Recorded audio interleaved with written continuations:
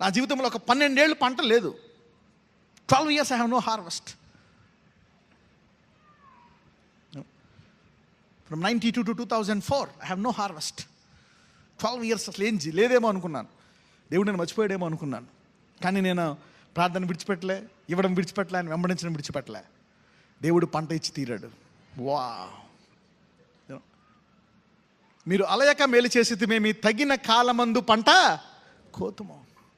ఈరోజు ఈ వాక్యం వింటున్న వారందరూ ఒక్కళ్ళు కూడా అలయక విసుకక ఉన్నట్లయితే 100% మీరు పంట కోసుకుంటారు.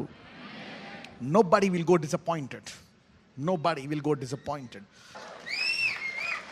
ఎందుకంటే మన దేవుడు పంట ఇచ్చిన తర్వాత ఎందుకు ఆలస్యం చేస్తున్నాడో తెలుసా? ఎందుకు ఆలస్యం చేస్తున్నాడంటే నీకు ఎవరో కాంపిటీషన్ ఉండరు.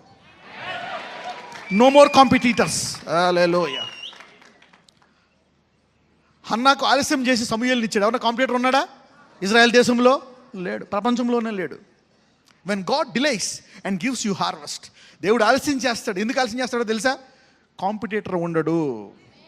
ఎవరో కూడా నీతో పోల్చుకొని కూడా పోల్చుకోడు. Hallelujah. No one can compare the blessing that God he's given you. నీకు ఇచ్చే ఆశీర్వాదాన్ని పక్కన చెప్పు. దేవుడు ఆలస్యం చేసినా నీకు ఇచ్చే ఆశీర్వాదానికి ఎవడో పోల్చుకొని కూడా పోల్చుకోలేడని చెప్పండి. కొంతమంది చెప్తాను, ఎవరో ఆలస్యం చేసిన పోల్చుకోలేడు అంటే మీరు బాగా విసిగిపోయి ఉన్నారన్నమాట కొంత. అందుకే ఈ మెసేజ్ మీకు. Maybe you are too much tired. You are tired too much. You are tired too much. That's the reason why God is giving you this sermon.